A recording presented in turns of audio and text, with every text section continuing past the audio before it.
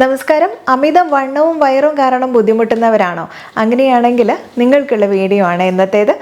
നമ്മുടെ metabolism normal ആക്കാനായാലും അല്ലെങ്കിൽ അമിതമായിട്ടുള്ള വണ്ണത്തെ കുറയ്ക്കാനൊക്കെ സഹായിക്കുന്ന രീതിയിലുള്ള നല്ല അടിപൊളി ഡ്രിങ്കുകൾ ഒക്കെയാണ് ഇന്ന് പരിചയപ്പെടുന്നത്. അതുപോലെ ഡയറ്റ് ഏത് രീതിയിൽ നിങ്ങൾ ഫോളോ ചെയ്യണം എന്നുള്ളൊരു ഡയറ്റ് പ്ലാനും പറയുന്നുണ്ട്. ഇന്ന് മാത്രമല്ല, വീഡിയോയുടെ അവസാനം ഒരു 40 വയസ്സിന് ശേഷം നമുക്ക് എല്ലുകളിൽ ഉണ്ടാകുന്ന പോറോസിറ്റി അല്ലെങ്കിൽ തേയ്മാനം പ്രശ്നങ്ങളും ഒക്കെ തന്നെ അധിക പേർക്കും കാണാവുന്നതാണ്. കാൽസ്യത്തിൻ്റെ കുറവും അബ്സോർപ്ഷൻ കുറവും ഒക്കെ കാണാറുണ്ട്. അവർക്കായിട്ട് വളരെ ന്യൂട്രീഷ്യസ് ആയിട്ടുള്ള ഒരു ഡിഷ് കൂടെ പരിചയപ്പെടുന്നുണ്ട്. അപ്പോൾ വീഡിയോ മുഴുവനായിട്ട് കാണാൻ ശ്രമിക്കണേ. ഞാൻ ഡോക്ടർ സജിത തേജൻ.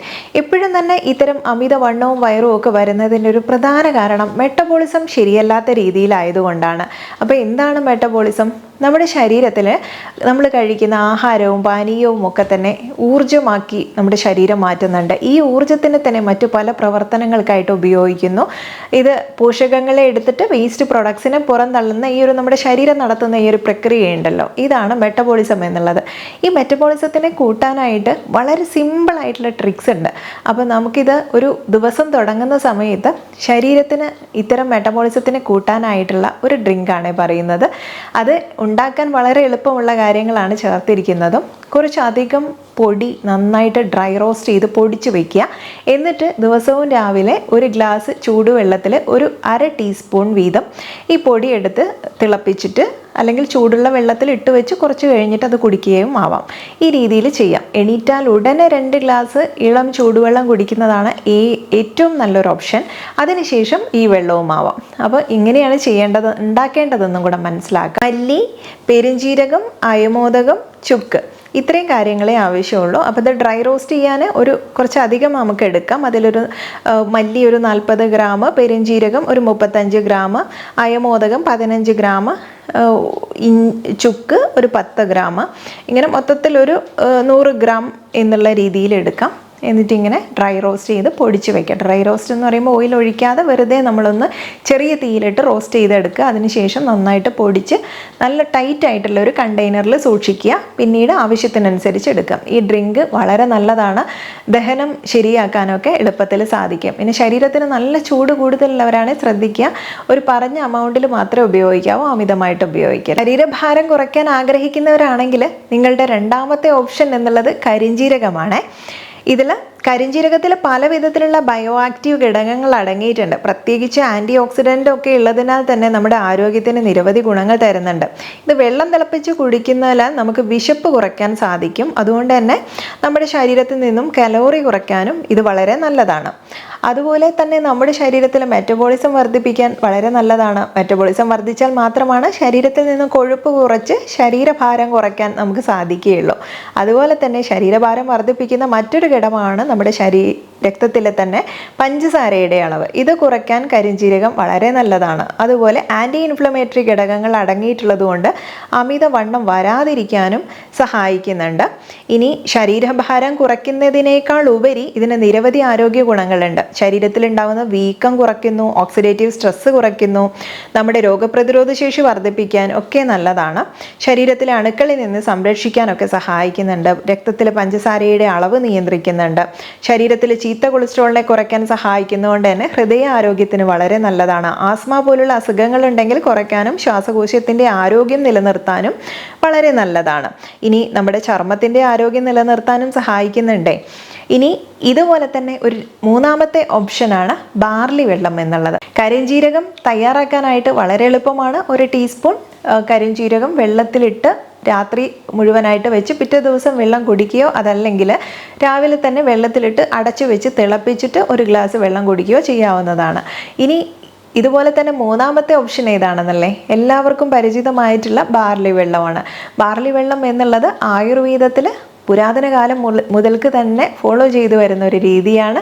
ഇത് നമ്മുടെ അമിതമായിട്ടുണ്ടാവുന്ന കൊഴുപ്പിനെ കുറയ്ക്കാൻ ഏറെ നല്ലതാണ്. പിന്നെ ശ്രദ്ധിക്കാനുള്ളൊരു കാര്യം, ഹൈപ്പോഗ്ലൈസീമിക് ആയി പോകാനുള്ള സാധ്യതയുണ്ട്.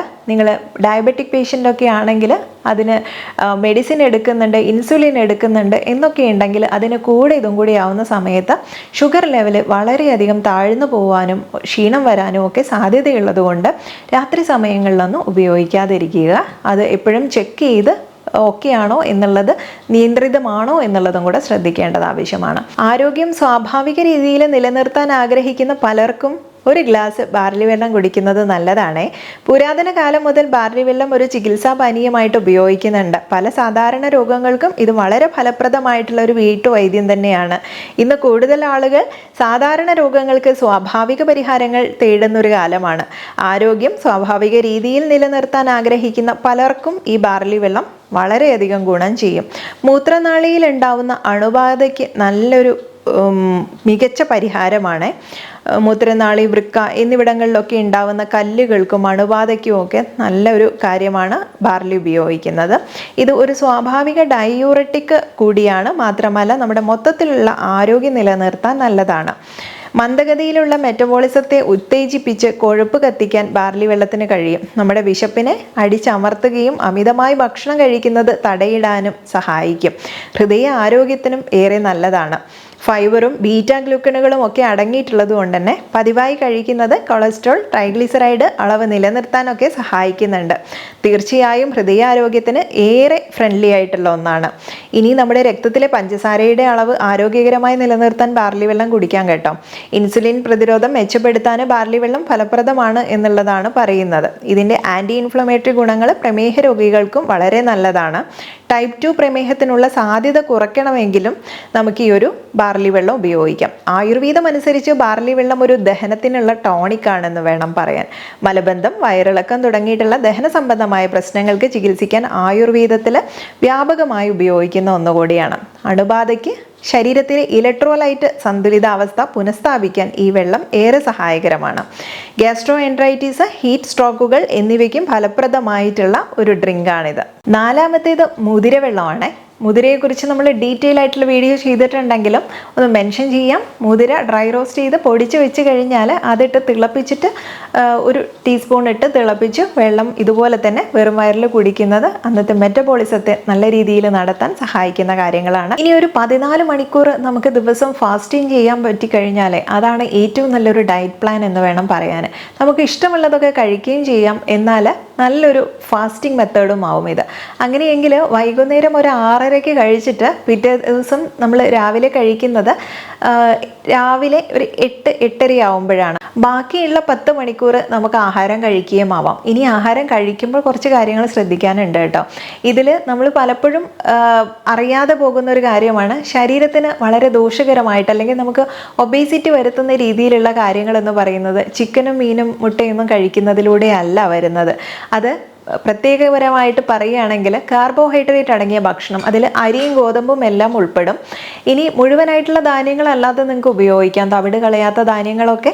പക്ഷേ ഇതുപോലുള്ള റിഫൈൻഡ് ആയിട്ടുള്ള കാര്യങ്ങൾ ഒഴിവാക്കണം. അതുമാത്രമല്ല, മധുരം പലഹാരങ്ങൾ മാത്രമല്ല, ഷുഗർ മാത്രമല്ല, നിങ്ങൾക്ക് സ്നാക്സ് ഐറ്റംസ്, കേക്ക് തുടങ്ങിയിട്ടുള്ള മധുരം ചേർത്തിട്ടുള്ള എല്ലാം, അത് പുറമെ പാക്കറ്റ് ജ്യൂസുകൾ അല്ലെങ്കിൽ മറ്റുള്ള ശീതള പാനീയങ്ങൾ, ഡ്രിങ്ക്സുകളൊക്കെ ഉണ്ടല്ലോ, അതെല്ലാം തന്നെ ഒഴിവാക്കണം. അതെല്ലാം വളരെ ഹൈ ലെവലിൽ ഷുഗർ അടങ്ങിയിട്ടുള്ള കാര്യങ്ങളാണ്. അപ്പോൾ ഇത്തരം ഷുഗറി ഐറ്റംസും കാർബോഹൈഡ്രേറ്റും വളരെയധികം കുറയ്ക്കുക അല്ലെങ്കിൽ ഒഴിവാക്കുക തന്നെ ചെയ്യേണ്ടതാണ്. പിന്നെ എന്താണ് ഉൾപ്പെടുത്തേണ്ടത് എന്നല്ലേ, പഴങ്ങളും പച്ചക്കറികളും നട്ട്സ്, സീഡ്സ്, മിൽക്ക് പ്രോഡക്ട്സ് അത് തുടങ്ങിയിട്ടുള്ള കാര്യങ്ങളൊക്കെ തന്നെ നിങ്ങൾക്ക് ഉൾപ്പെടുത്താം. അതിന് പുറമെ നോൺ വെജ് ഐറ്റംസ് ആയിട്ടുള്ള ചിക്കൻ തുടങ്ങിയിട്ടുള്ള കാര്യങ്ങളിനൊക്കെ ഉൾപ്പെടുത്താം. റെഡ് മീറ്റ് അധികം ഉപയോഗിക്കാത്തതാണ് നല്ലത്. ഇനി ഇത് തന്നെ കറി വെച്ച് കഴിക്കാൻ ശ്രദ്ധിക്കുക. കൂടുതൽ ഡീപ്പ് ഫ്രൈ ചെയ്തെടുത്ത കാര്യങ്ങൾ നമ്മുടെ ഡയറ്റിൽ നിന്നും ഒഴിവാക്കുക. ഒരു പ്ലേറ്റ് ഫുഡ് എടുക്കുന്ന സമയത്ത് എപ്പോഴും ശ്രദ്ധിക്കേണ്ടത് കാർബോഹൈഡ്രേറ്റ് വളരെ കുറച്ച്, ഒരു 1/4 ഭാഗമേ ആകാവൂ. ബാക്കി പ്രോട്ടീനിൽ ഞാൻ ഈ പറഞ്ഞ കാര്യങ്ങളെല്ലാം ഉൾപ്പെടുത്താം. പയറുവർഗ്ഗങ്ങളും എല്ലാം നിങ്ങൾക്ക് ഉൾപ്പെടുത്താം. പിന്നെ സാലഡ്സിനായിട്ട് ഒരു ഭാഗം മാറ്റി വെക്കേണ്ടതായിട്ടുണ്ട്. ഇത്തരം പച്ചക്കറികൾ കൂടുതൽ കഴിക്കുന്നതിലൂടെ നമുക്ക് ഫൈബർ ധാരാളം കിട്ടുകയും ഞാൻ ഈ പറഞ്ഞ പോലെ മെറ്റബോളിസത്തിനെ നോർമലാക്കാനും അമിതമായിട്ടുണ്ടാകുന്ന ഫാറ്റിനെ കുറയ്ക്കാനും സഹായിക്കുന്നുണ്ട്. ഈ പറഞ്ഞ രീതിയിൽ തന്നെ ഫോളോ ചെയ്യാനാണെങ്കിൽ എക്സസൈസ് നിങ്ങൾക്ക് സെക്കൻഡറിയാണ്. എക്സസൈസ് മസ്റ്റായിട്ട് ചെയ്യുന്നതാണ് നല്ലതെങ്കിലും ഇത് ചെയ്യാൻ പറ്റാത്ത പലർക്കും ഈ രീതിയിൽ ഫോളോ ചെയ്യാവുന്നതാണ്. ഒരു കംപ്ലീറ്റ് ന്യൂട്രീഷ്യസ് മീലായിട്ട് തന്നെ നമുക്ക് പ്രിപ്പയർ ചെയ്യാൻ പറ്റുന്നത് രാത്രിയിലൊക്കെ കഴിക്കാനായിട്ട് സാലഡ്സ് ഉപയോഗിക്കാവുന്നതാണ്. ഇത്തരം സാലഡ്സ് എന്ന് പറയുമ്പോൾ ഒരു നേരത്തെ മീലായിട്ട് തന്നെ ഉപയോഗിക്കേണ്ടതാണ്, അല്ലാതെ ഭക്ഷണത്തിന് മുമ്പോ പിൻപോ എന്ന് ചോദിക്കരുത്.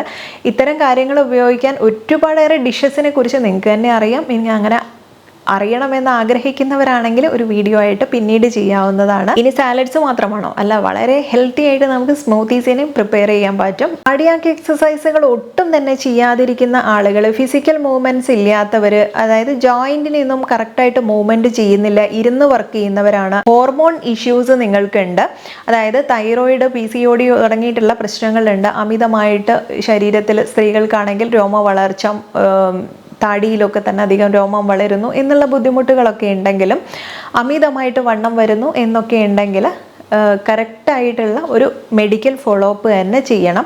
അതിന് കൂടെ ഈ ഡയറ്റ് മസ്റ്റാണ്. ഇതിൽ മെഡിസിന് പ്രത്യേകിച്ചൊരു റോളൊന്നും തന്നെ ഇല്ല. കാരണം ഡയറ്റും എക്സസൈസുമാണ് മസ്റ്റായിട്ട് ജീവിതശൈലി രോഗങ്ങൾക്കുള്ള പ്രധാന ട്രീറ്റ്മെൻറ്റ് എന്ന് പറയുന്നത്. റാഗി വെള്ളത്തിലിട്ട് കുതിർത്ത് അരിച്ചെടുത്ത് കഴിഞ്ഞാൽ കിട്ടുന്ന ആ ഒരു വൈറ്റ് പോർഷൻ ഉണ്ടല്ലോ, അത് അല്പം വെള്ളം കൂടെ ചേർത്തിട്ട്, പാല് ചേർക്കേണ്ടതില്ല, വെള്ളം ചേർത്തിട്ട് നന്നായിട്ട് തിളപ്പിച്ചെടുക്കുക. അതിനുശേഷം അത് തണുത്തതിന് ശേഷം അതിലേക്ക് ഒരു ഡേറ്റ്സ് അല്ലെങ്കിൽ ഒരു ഈത്തപ്പഴം ഒന്ന് തന്നെ ധാരാളമാണ്. അല്ലെങ്കിൽ നിങ്ങൾക്ക് ചേർക്കാൻ പറ്റുന്നത് അതിൽ ഒരു കുതിർത്ത് വെച്ചിട്ടുള്ള 2 അത്തിപ്പഴം, ഒരു പഴം, അത് പഴം ഒരു പ്രോട്ടീൻ സോഴ്സ് ആയിട്ട് നിങ്ങൾക്ക് ഉപയോഗിക്കാം. ഇത്രയും ചേർത്തിട്ട് നല്ലൊരു സ്മൂത്തി ആയിട്ട് ഉണ്ടാക്കി എടുത്തു കഴിഞ്ഞാൽ അതിന് ടോപ്പിങ്സ് ആയിട്ട് സൺഫ്ലവർ സീഡ്സ്, പംകിൻ സീഡ്സ് തുടങ്ങിയിട്ടുള്ള സീഡുകളും ഒക്കെ തന്നെ ഡെക്കറേറ്റ് ചെയ്തിട്ട് അങ്ങനെ ഉപയോഗിക്കാവുന്നതാണ്. മറ്റുള്ള നട്ട്സുകൾ ഉപയോഗിക്കാമെങ്കിൽ ഏറെ നല്ലതാണ്. ഇത് ഒരു കംപ്ലീറ്റ് ആയിട്ടുള്ള ഹെൽത്തി ആയിട്ടുള്ള ഒരു പ്രിപ്പറേഷനാണ്. ഇന്നത്തെ വീഡിയോ ഒരുപാട് പേർക്ക് യൂസ്ഫുൾ ആയിട്ടുള്ളതായിരിക്കും. കണ്ടു കഴിഞ്ഞാൽ എന്നും പറയുന്ന പോലെ ഷെയർ ചെയ്യാൻ മറക്കരുതേ. നെക്സ്റ്റ് ഒരു വീഡിയോയിൽ നല്ലൊരു വിഷയവുമായി നമുക്ക് വീണ്ടും കണ്ടുമുട്ടാം. നന്ദി.